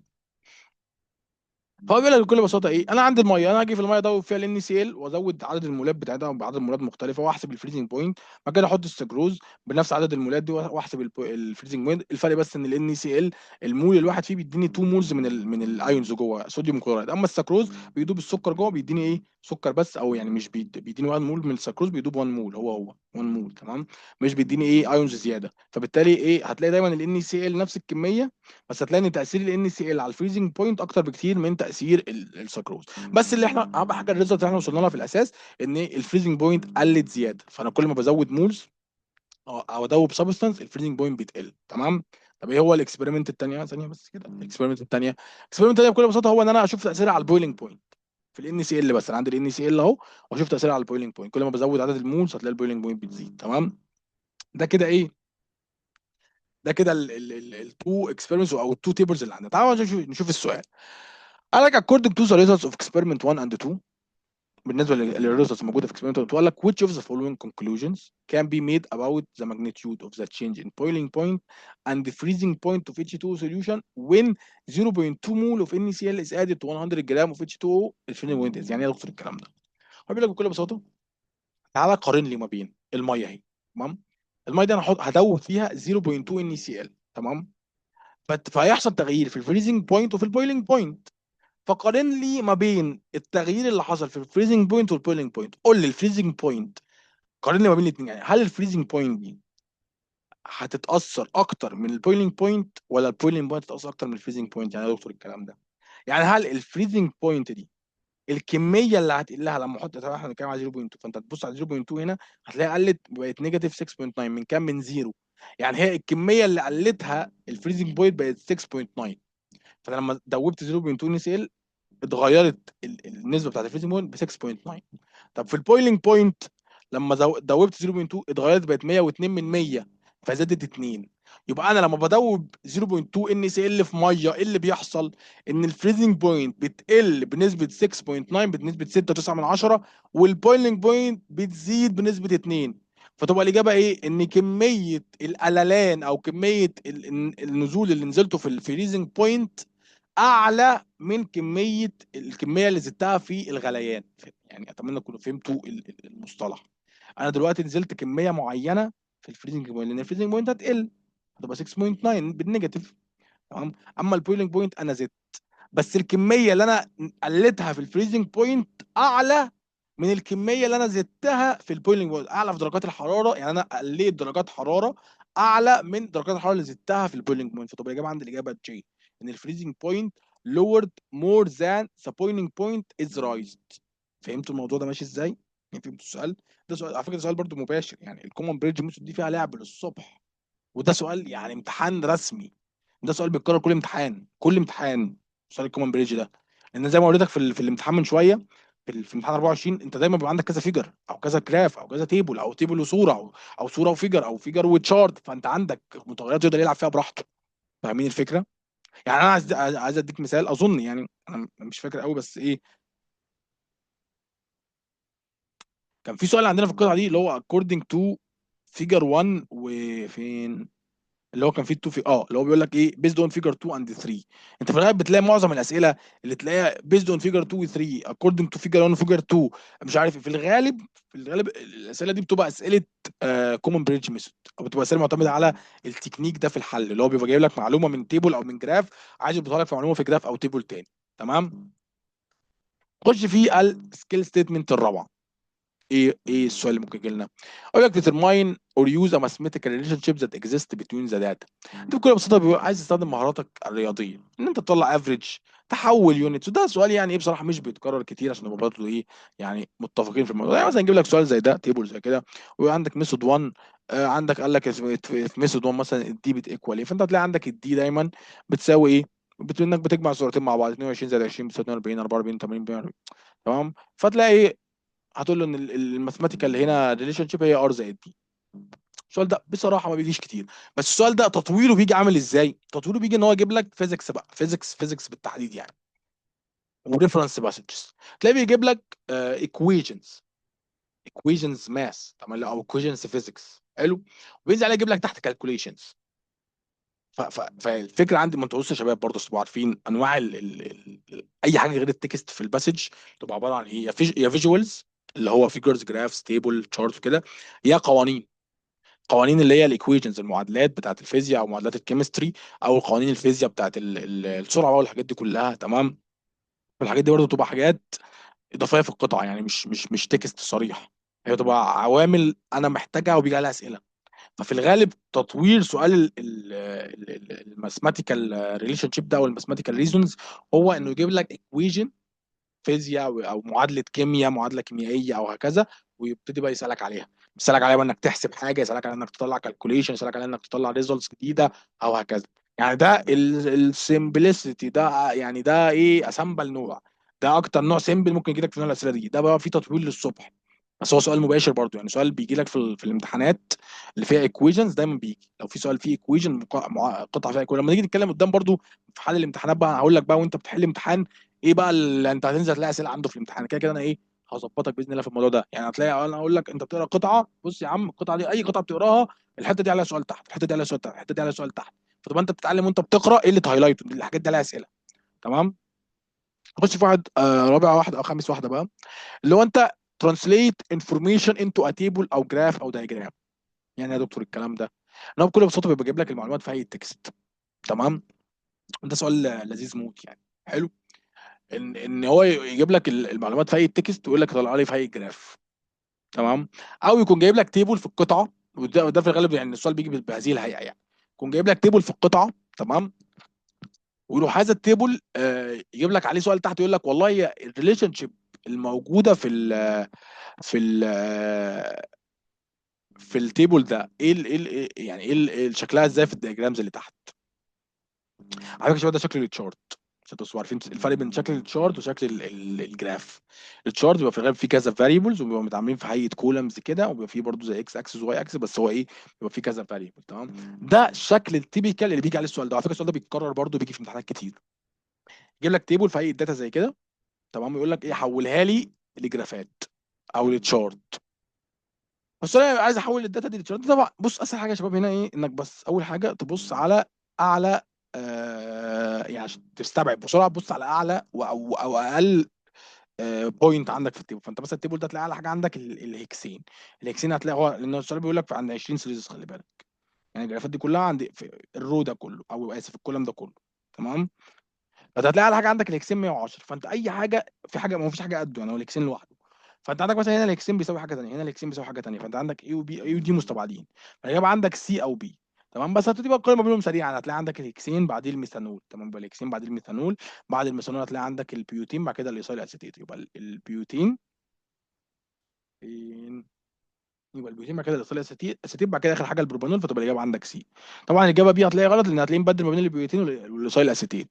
هتلاقي عندك البيوتين اعلى من الايثايل اسيتيت، المفروض العكس. الايثايل اسيتيت او لا ثانيه كده، انت عندك هنا الهكسين 110. هتلاقي ان هو مبدل اسف ما بين الميثانول وما بين البيوتين. هتلاقي ان عندك الميثانول ب 90 والبيوتين ب 45. هتلاقي هو هنا جايب لك البيوتين اعلى من الايه، من الميثانول. المفروض الميثانول اعلى. عشان كده الاجابه بي غلط. فالاجابه سي هي الاجابه الايه الصح. فهمتوا؟ انا بس عايز اوصل لك الفكره. أنا مش مهم قوي انك يعني تحل السؤال معايا دلوقتي. انا المهم انك تفهم شكل السؤال. تمام. ان هو اجيب لك انا داتا وتحطها انت في الجراف.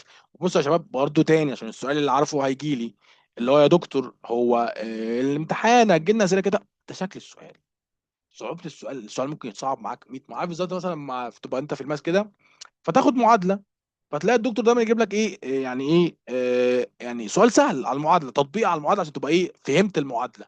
بس هو ممكن نفس المعادله دي بقى يجيب لك عليها 50 سؤال بمستويات مختلفه وتريكات ومش عارف ايه، فدي نفس الفكره. يعني دي انواع اسئله هتتكرر معاك.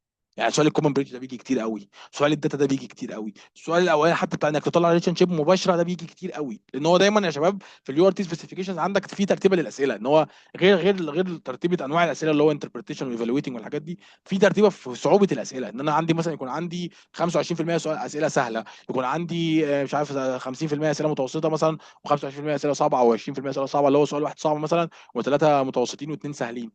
ففي ترتيب لصعوبه صوره الاسئله، فده اسئله مباشره بتيجي. فاهمين؟ فده انا بوريك الاستراكشر السؤال يجي عامل ازاي. تمام. اظن دي اخر سكيل ستيتمنت هناخدها النهارده، هو انك تانلايز بريزنت الداتا وين جيفن ا نيو انفورميشن. تمام. يعني ايه يا دكتور؟ يعني دي الفكره اللي احنا اتكلمنا عليها، فاكرين لما قلت لكم من شويه في المحاضره، اللي هو موضوع ان انا ممكن ابقى عندي راي معين لاكسبيرمنت او ريزلتس معينه، او راي معين لساينتست، بعد كده يقول لك ده في نيو فايندنج، ده في نظريه جديده طلعت بتقول كذا كذا. النظريه دي بتبقى ماشيه مع مين، او كلامها صح ولا لا، او لو كلامها صح هتبقى ماشيه مع انهي عالم، او ماشيه مع انهي داتا، وهكذا. تمام. ده بيبقى شكل السؤال، فيجيب لك قطع زي كده. دي يا شباب فاكرين قطعه البلاتوز واللاف والحاجات اللي لسه كنا بنقرا فيها، بس يجيب لك عليها استادي جديده. فبيقول لك ايه؟ بيقول لك استادي سي، قال لك عندك ساينتست فاوند ذات ان عندك 3 large extension of marine organisms had age similar to those of the formation of 3 of the float basalt plateaus. بيقول لك ان انا كان في العلماء قدروا يكتشفوا ان في ثلاثه من اكبر الانقراضات اللي حصلت في المارين اورجانيزمز او في الحيوانات البحريه، حصلت في نفس الوقت اللي ابتدى يظهر فيه البلاتوز بتاعت اللوفا دي، لو من 58 سنه او مليون سنه، ومن 66 مليون سنه، ومن 130 مليون سنه. تمام. قال لك it was hypothesized that the production of the large amounts of the lava and the gas in the formation of the plateau may have contributed to those extinction. بيقول لك ان في شويه نظريات بتقول او افتراضات بتقول ان تكوين الكميات دي من اللافا كانت هي السبب في الانقراضات دي. فيجي لك سؤال زي كده، بيقول لك لو تعالوا نتخيل مع بعض ان العلماء اللي في ستادي 3 اللي بيفترضوا كذا كذا، اللي بيفترضوا ان لارج ذا فوليوم اوف ذا ده بقى الافتراضيه الجديده بقى. بيقول لك تعالى نتخيل ان العلماء اللي في ستادي 3 دول بيفترضوا ايه؟ ان كل ما كان كميه الفوليوم اوف لافا بريديوسد، قال لك the larger of the number of the marine organisms that would become extinct. يعني تخيل ان الافتراضيه دي صحيحه. وكمان هم بيفترضوا اكتر ان انا كل ما الفوليوم بتاع اللافا بيزيد، كل ما كميه الانقراض هتزيد. فالسؤال اللي يقول لك ايه؟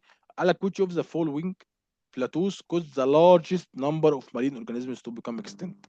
يعني انهي واحده من البلاتوز دول هتؤدي لانقراض اكبر عدد ممكن من المارين.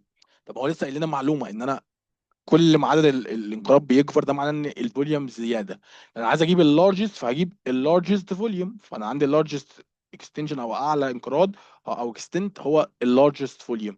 فانا عندي ابص هنا اللارجست فوليوم هتلاقيه دي، تبقى الاجابه عندك بلاتو دي اللي اجابه جي. فالسؤال ده فكرته ايه؟ ان انا ايه؟ افترضت معلومه جديده في السؤال، والمعلومه دي طبقتها على جراف او تيبل على معلومه في القطر. برضه يا شباب ده الاسامبل حاجه، ده النوع السيمبل من، عشان انا عارف تفكير كتير بيجي في دماغ الطلبه، يا دكتور انتوا بتشرحوا حاجات مباشره، بتقولوا حاجات يا حبيبي، ده امتحانك، بس ده شكل السؤال. صعوبه الاسئله دي احنا كده كده بنتدرب طول السنه، احنا بنتدرب طول السنه مع بعض على ايه؟ كتابنا اللي احنا عاملينه لك، والكتب الكتير. احنا عندنا 4 كتب طول السنه يا شباب، وده 4 كتب ساينس، ده غير الانجليش، ده غير الماس. فانت عندك شغل، عندك كميات قطع وكميات اسئله. بس دول اشكال اسئله اساسيه بتتكرر في كل امتحان. أنا لو فتحت اي امتحان اجيب لك منه 3 4 اسئله من دول. تمام. وده نوع اسئله واحد. فاهمين؟ اللي هو انتربريتيشن بس، في انواع تانية. اظن احنا كده خلصنا الفايل ده. اه. فده مش امتحانك، يعني ده مش السؤال اللي هتخش تلاقيه في الامتحان او السهوله دي، بس ده شكل السؤال. هيضيف لك عليه معلومات، هيضيف لك عليه تعديلات، بس ده شكل السؤال الاساسي. انت بتاخد كورس اسمه بيزكس، بوديك بيزكس ازاي تقرا قطعه، بيزكس ازاي تقراها بسرعه بابروتش وباستراتيجي، بيزكس انواع الاسئله اللي هتجي لك عليها، بيزكس شكل الاسئله، بيزكس طبق على الاسئله، بيزكس امثله زي كده. وبعد كده نخش دلوقتي في الكتاب نحل ونوريك شكل الاسئله دي في الكتاب بتاعنا بشكل مباشر. فانت لما بتمصر ده وتفهمه كويس وتبقى حافظ الاستراكشرز دي في دماغك، بتخش مهما كان السؤال صعب بتعرف تحله، مهما كان الجراف صعب بتعرف تقراه، مهما كان الشرط صعب بتعرف تقراه، مهما كان اي حاجه بتعرف جوه الامتحان او جوه القطع ايه المهم، ايه اللي هيجي على الاسئله، ايه الفيجوالز المهمه، ايه الجرافس المهمه، ايه الصور، وهكذا. ده اللي انا عايز اوصله لك. دلوقتي احنا كده خلصنا الجزء النظري. انتوا عارفين احنا السيشن عندنا متقسمه جزئين، جزء نظري وجزء عملي اللي هو الجزء الحل يعني. فاحنا هنخش دلوقتي على طول على الكتاب بتاعنا باذن الله، نحل ايه تطبيقا على الكلام اللي احنا قلناه. انا مش هطول قوي، ممكن نحل مسج واحده حتى، بحيث ان احنا تبقى السيشن ما تطولش مننا، ونبقى نحل في الكويز براحتنا يعني. تمام. يلا بقى ننتقل للجزء الثاني، وهو حل القطاع او حل من الكتاب باذن الله. نخش بقى في البارت التاني من المحاضرة بتاعتنا، هو ان احنا نطبق بقى الكلام اللي احنا قلناه في الكتاب بتاعنا. تمام. زي ما انتم عارفين برضو الكتاب بيطبع، لو انت حد فيكم عايز يطبع كتاب او يوصل له كده، احنا بنطبع الكتاب اوريدي بنوصله. ابعت لنا على الرقم ده بتاعنا، وهنفضل نطبعه لك ونوصله لك لحد باب البيت. اوريدي الكتاب توفر برضو PDF للناس اللي مش عايزه تطبعه، والناس اللي بتطبع بارت يعني بتطبع مثلا جزء من الكتاب وتقعد تحل فيه براحتها برضو. الكتاب موجود PDF للناس اللي معانا في الكورس كده كده. تمام. يعني انتوا الشباب اللي معانا كده كده الكتاب مرفوع لكم PDF. تمام. احنا باذن الله يعني مش هطول عليكم قوي بصراحه في جزء الحل. احنا هناخد بس مسج واحده نطبق بيها الكلام اللي احنا قلناه، ونوريكم اشكال الاسئله وكده. وباذن الله في الكويز بقى نبقى ناخد قطعه زياده نحل عليها الاسبوع ده. تمام. هناخد مسج سي، ومسج سي دي انا مسج بحبها بصراحه لانها مسج اورجانيك، والاورجانيك من المواضيع التقيله، واللي اظن في امتحان 25 جاب مسج اورجانيك في الكيمستري. فاهم المواضيع التقيله والمواضيع الحلوه واللي احتمال كبير يجيب عنها قطعه. تمام. على فكره ما بيتكررش كتير برضه، خلي بالك يعني. هو كل سنه بنقول هو احتمال قوي، بس ما كانتش بتيجي، ما كانتش بيجي الاورجانيك ده. لكن السنه اللي فاتت جاب لهم قطعه اورجانيك في امتحان 25. تمام. فممكن يتكرر السنه دي تاني. فيعني لما تلاقي قطعه اورجانيك حاول تركز وانت بتحلها كده. زي ما قلنا ازاي نعرف الداتا ريبريزنتيشن باسجز. قلنا هتلاقي عندك انتروداكشن، فيجر او تيبل، تيبل، تيبل، واسئله، وخلصنا. احنا كده بقينا عارفين ان دي قطعه داتا ريبريزنتيشن. دي اول حاجه. تاني حاجه قلنا كده الداتا ريبريزنتيشن احنا بنقرا الانترودكشن عشان نفهم القطعه دي بتكلمنا عن ايه وعايزه توصلنا لايه. تمام. تعالى نقرا مع بعض. ثانيه واحده، يلا نبدا. قال لك الاورجانيك كومباوندز ار molecules that frequently contain carbons. هي عباره عن الاورجانيك كومباوندز هي عباره عن موليكيولز جواها كربون. حلو. جواها كربون وهيدروجين واكسجين. قال لك joined together by covalent bonds. قال لك او symbolized by straight lines in chemical notation. يعني هي بكل بساطه هو هذا الشكل. يعني انت عندك كربون وهيدروجين واكسجين مربوطين مع بعض بكوفالنت بوند. في الغالب بنمارس لها بالخط ده اللي موصل الكربونز اتومز ببعض او الكربونز ببعضها. تمام. قال لك كل ما عدد البوندز للاكسجين اتومز بيزيد في الكربون تشين، كل ما الاوفر اول مولكيول از انكريز اوكسيدايز. يعني كل ما بزود الاكسجين كل ما بيزيد عندي حاجه اسمها انه يبقى مور اوكسيدايز. حد يقول يا دكتور انا مش عارف يعني ايه اوكسيدايز. هقول لك بكل بساطه دي معلومه مهمه جدا هناخدها في سيشن قدام، اللي هو فكره المصطلحات. يا دكتور لو انا في مصطلح قاله في القطعه انا مش فاهمه، وانا مش عارف، انا دلوقتي مش عارف يعني ايه اوكسيدايز. هو قال لي كل ما ازود اكسجين بتزيد الاكسيديشن او بتبقى مور اوكسيدايز. يعني إيه؟ لو هو مصطلح مهم وهيجي عليه اسئله هيشرحه لك. يعني هو في الامتحان بجد مش بيبقى معتمد خالص على ان انت فاهم او مذاكر. هو لو في مصطلح مهم هيشرحه لك مهما كان سيمبل. يعني ايه اوكسيديشن، يعني ايه ريدكشن.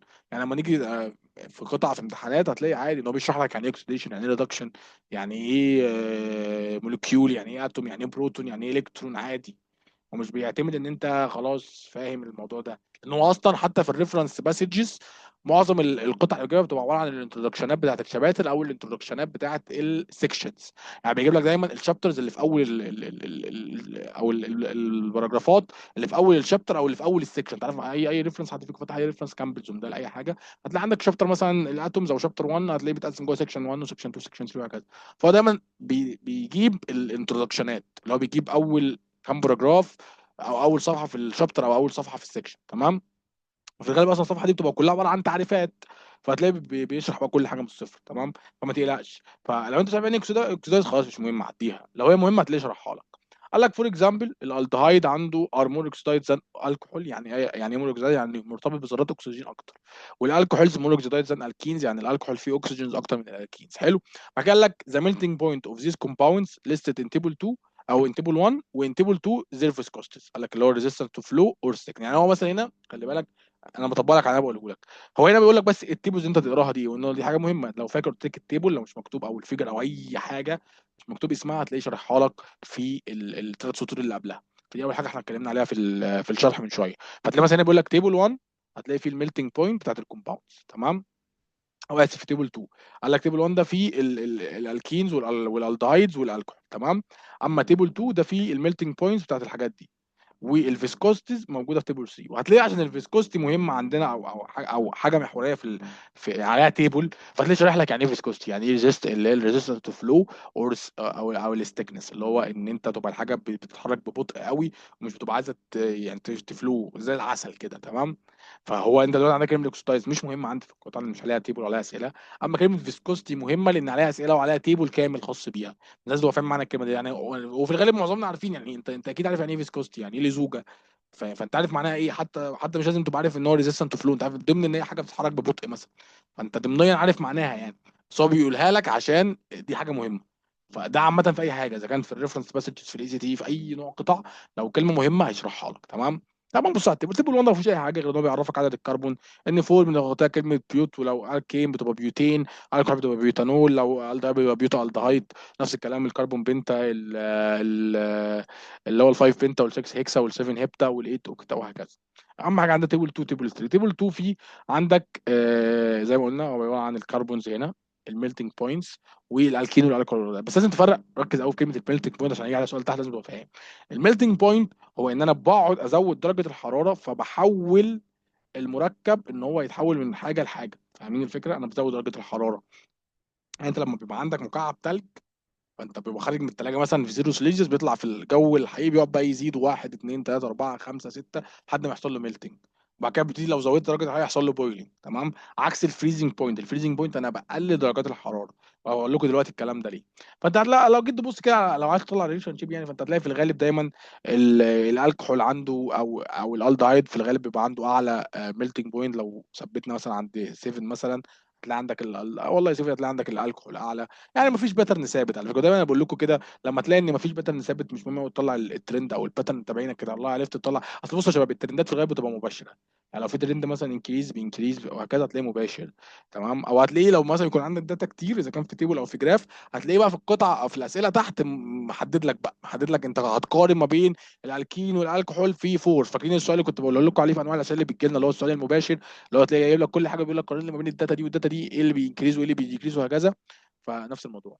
برضه تيبل 3 الفيسكوستي نفس الكلام برضه، مفيش ريليشن شيب ثابته. ممكن الريليشن شيب اللي نقدر نطلعها ان كل ما الكربون تشين بتزيد في اي حاجه بقى، في الالكين، في الالكحول، في الالدايد، كل ما الميلتنج بوينت بتزيد وكل ما الايه الفيسكوستي بتزيد.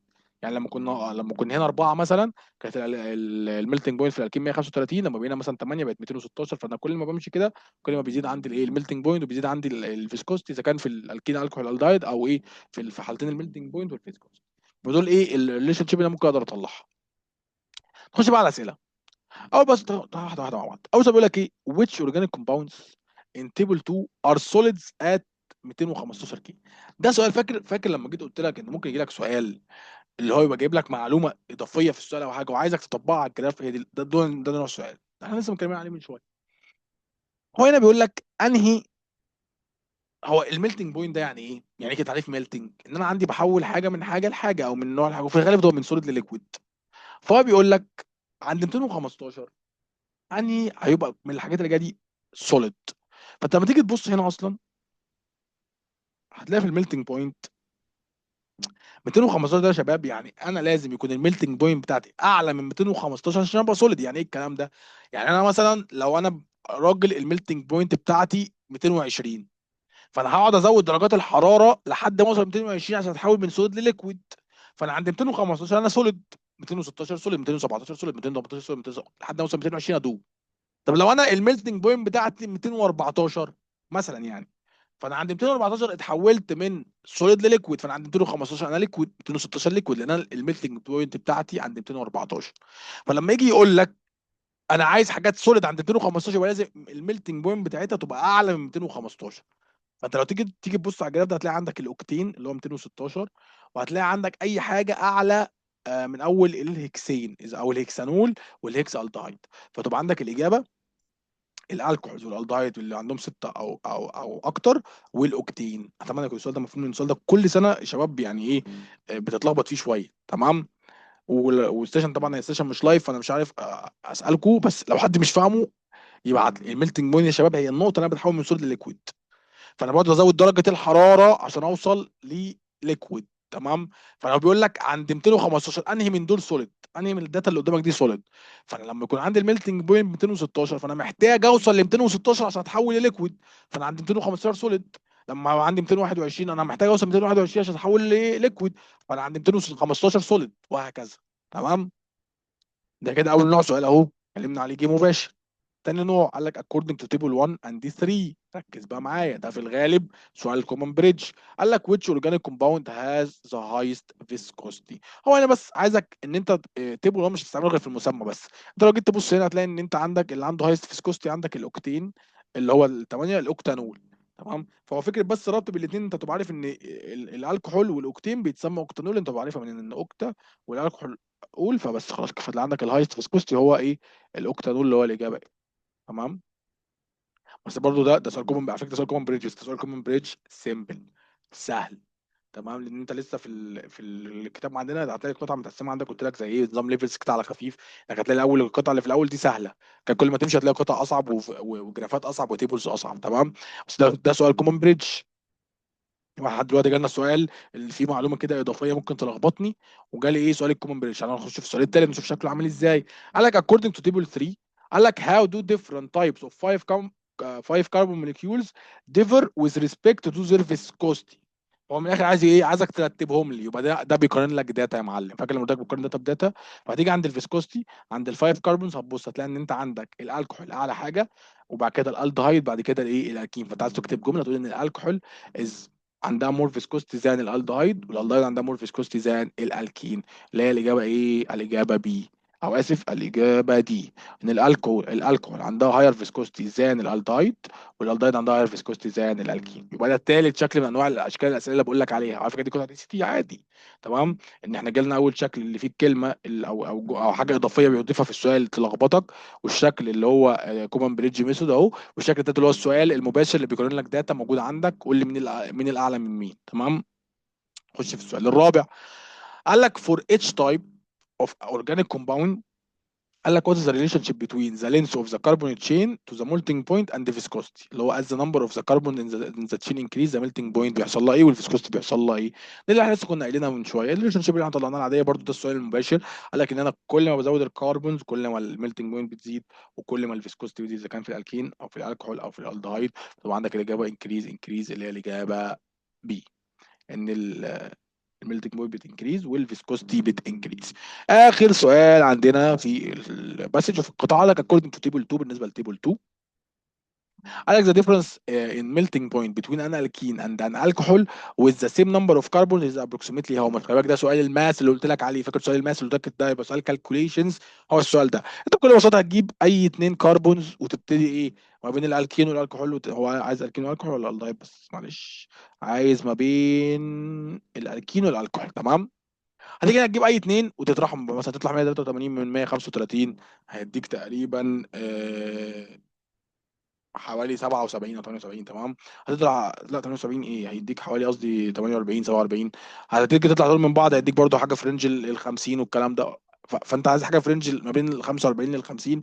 هتلاقي عندك الاجابه اللي هي الاجابه سي اللي هي 45 كيلو. تمام. فده كده سؤال. يبقى انا عندي قطعه واحده يجي منها اربع اشكال من اشكال الاسئله. سؤال الكالكوليشنز، سؤالين المباشرين تمام بتوع الداتا، سؤال كومن بريدج ميثود، وسؤال في معلومه كده ممكن تلخبطني تخليني احل السؤال غلط، اللي هي معلومه اضافيه بيضيفها في السؤال ما كانتش موجوده في القطعه او بالشكل ده. فده اللي بقول لك عليه بس. نفس الاشكال الاسئله دي هتتكرر لو قطعه صعبه، هتتكرر في امتحانك في اخر السنه، بس في صعوبه، في سنه صعوبه. طب يا دكتور انا هفضل طول عمري اتدرب على السهل؟ لا، الكتاب ده نفسه فيه ليفلز اصعب من كده، في انواع هتلاقي نفس شكل الاسئله بس بليفل اصعب في القطعه. وفي نفس الكلام في البورتات الجايه كتب جايه في قطع امتحانات في قطع ريليز في حاجات هتدرب عليها اصعب من كده بكتير. بس انا قصدي اقول لك ان انت دلوقتي اتدرب بقى على الاشكال دي. انت مثلا لو حليت لك مثلا 10 قطع كيمستري على 10 قطع فيزيكس على 10 قطع و10 قطع جيو كلهم فيهم الاستراكشر ده، فانت حفظت شكل الاستراكشر ده. لما يجي لك السؤال ده هتطلع تحل الكومن بريدج ازاي، هتحل سؤال الكالكوليشنز بسرعه ازاي، هتحل سؤال اسئله اللي بتربط الداتا ببعضها في التيبل. هتعرف الداتا ريبريزنتيشن تقراها بسرعه ازاي، تطلع ريليشن شيبس ازاي، تنزل على اسئله بسرعه ازاي، الكي تيرمز الموجوده عندك، الكلمات اللي مش مهمه اللي هو مش هيشرحها زي كلمه اوكسيدايز، والكلمات المهمه اللي زي الفيسكوست اللي هيشرحها عشان حاجه مهمه في الامتحان. ده اللي انا عايزه منك، ده البيزكس يا شباب، دي الفكره. هو والله يا شباب الفكره محل، لو فكره حل مش هعمل لك كورس، هعمل لك كتاب وابيعه لك وخلاص. هنزل لك الكتاب وخلاص وهنزل لك حله. السكيلز مهمه مهمه جدا، واللي يقول لك والله والله شباب مع الكورس، والله العظيم مع الكورس. يعني احنا قناه اليوتيوب بتاعتنا عامه منزلين فيها سيشنز كتير، شرح من سنين الكورس المختلفه وتطور الشرح. تمام، مش شارحين فيها سكيلز كتير، يعني هتلاقي سكيلز كتير. هات فورزا لاف اوف ذا اس تي واقراه، وهات في كتب اي سي تي كتير قوي، في ذا التيميت جايد، في ذا في بقى حاجات في الانجليش كتير. تمام، ففي كتب كتير قوي في تقدر تقراها وتعمل بيها سكيلز، مش لازم حتى تاخد الكورس معانا. تمام، بس هو الاساس انك السكيلز انت تتعلمها. تمام، هو الكورس بيفيد فيها بس انه مجمع لك كل ده من خمس ست كتب في مكان واحد، مراجعين مع بعض كل حاجه. فاهمين الفكره يا شباب؟ بس ف فالسكيلز مهمه جدا، وفكره البيزكس انك تطبق على السكيلز دي كتير. لحد طبعا انت لما تخلص بقى البيزكس انك انت واخد بقى كونتنت سكيلز محترم، يعني اشكال اسئله كتيره محترمه، وازاي تتعامل معاها وازاي تحلها كتير. مثلا تتكلم في 20 30 شكل او 25 شكل ما بين الساينس والانجليش. يعني ده 25 تايب من الاسئله. الامتحان بتاعك ما بيخرجش منه الخمس ست اسئله بتوع كل قطعه، ما بيخرجوش من التايبس دي. مهما كان نوع القطعه، اي ريفرنس مسجز، داتا، اي سي تي ريسيرش، اي حاجه. حتى لو قطع موقع، حتى لو قطع جايه من موقع من ويب سايت، هي ان هو المشكله مش في التكست ايه، هو التكست بيجي بالفيجوالز بتاعته. انا لو فتحت ويكيبيديا، جبت لك منه قطعه، هتلاقي ويكيبيديا حاطه فيجوالز، حاطه فيجرز. وانا كاكزامينر عندي سبيسيفيك كريتيريا ان انا احط لك اسئله معينه.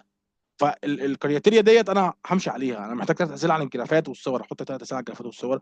محتاج سؤالين بيربطوا لي الباسج ببعض، احط سؤالين. محتاج سؤال صعب ممكن يبقى اوت نولج، ممكن مش عارف يبقى ايه. فانا عندي ستاندرد ماشي عليها. هي الموضوع مش ايه، مش هاب هازارد كده، الموضوع مش عشوائي كده يلا اسئله من دماغي. فاهمين؟ بس اتمنى تكون السيشن لذيذه، مش هطول عليكم اكتر من كده، وتكون السيشن عجبتكم. وكده كده انتوا عارفين ده رقمنا. فلو اي حد فيكم اذا كان طالب معانا، او حتى السيشن دي لو حد بيتفرج عليها من بره الكورس وعايز يشترك معانا في الكورس، ده الرقم بتاعنا. ابعتوا لنا لو انت معانا في الكورس وعندك اي مشكله. احنا كده كده هنبعت لكم يا شباب برايفت كده كده كلكم، نطمن عليكم ونتاكد ان انتم ماشيين كويس، ونراجع معاكم درجاتكم في الكويزات ومش عارف ايه، بحيث ان احنا ندوكم زي فيدباك حلو كده تشتغلوا عليه الفتره الجايه، يعني بحيث ان انتوا تحسنوا نفسكم اكتر. وسيشنز الساينس اللي جايه تبقى امتع وامتع وفيها سكيلز احسن واكتر. والموضوع يبقى ابتدي واحده واحده. انا عارف ان احنا في نص 8 يعتبر السيشن دي بتنزل، فانتوا كلكم هتبقوا خلاص بقى بداتوا تخشوا في الدروس، معظمها اشتغلت، وكله ابتدى يذاكر، وكله ابتدى يشوف بقى دنيته، والناس بتحضر وبتاع. فعايزين نخش في الجد، وعايزين الكورس يبدا يشد الفتره الجايه. فعايزين كلكم تبقوا موجودين معانا ومركزين كده، وربنا يوفقكم كلكم يا شباب. بس كفايه بقى عليكم كده لحد النهارده، اشوفكم باذن الله في السيشن الجايه. والسلام عليكم ورحمة الله وبركاته.